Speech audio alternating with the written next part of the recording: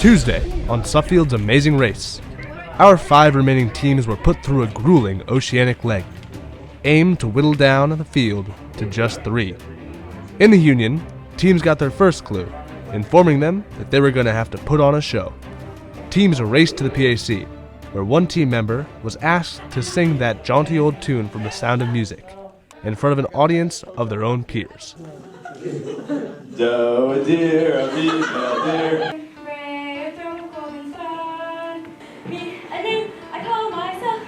A long way to run. So I need a pulling thread. I know you blossom. Tea and drink a dripping red. That will bring us back to the When you know the notes to sing. You can sing most anything. Good. Yes! Easiest part was the singing.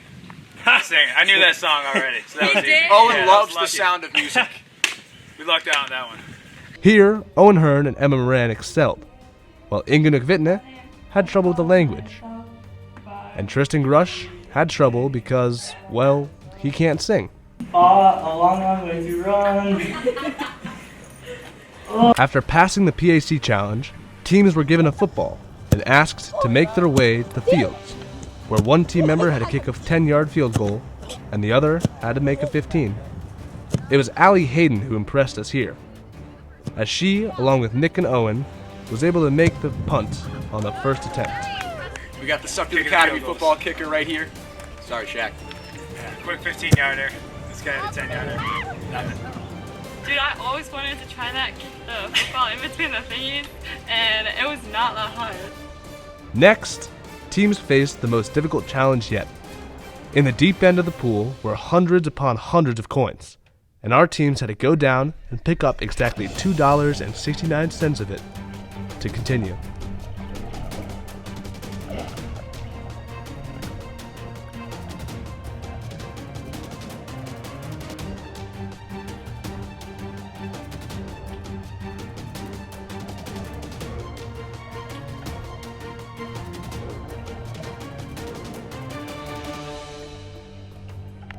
If they came up with the wrong amount, however, Mr. Lynch threw the coins back in.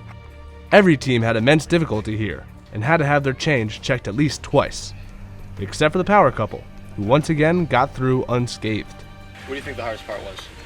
I don't know, yours seemed pretty difficult. The coins? Getting the coins in the pool was pretty difficult. If you didn't get exactly $2.69, all the judges threw the coins back in the pool and you had to restart. Luckily, I got it first try, so.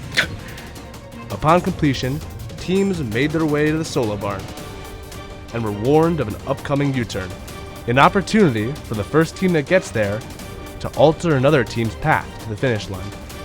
Nick and Owen got there first, but decided against using the U-turn and moved on to the next challenge.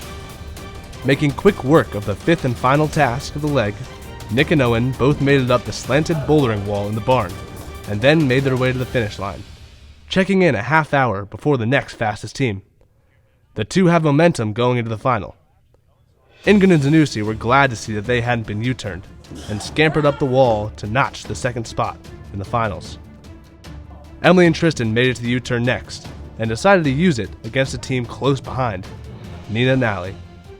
This turned out to be a wise decision, as Emily had immense difficulties on the rock wall, and the two most likely would have been overtaken by the little sisters had they not been U-turned.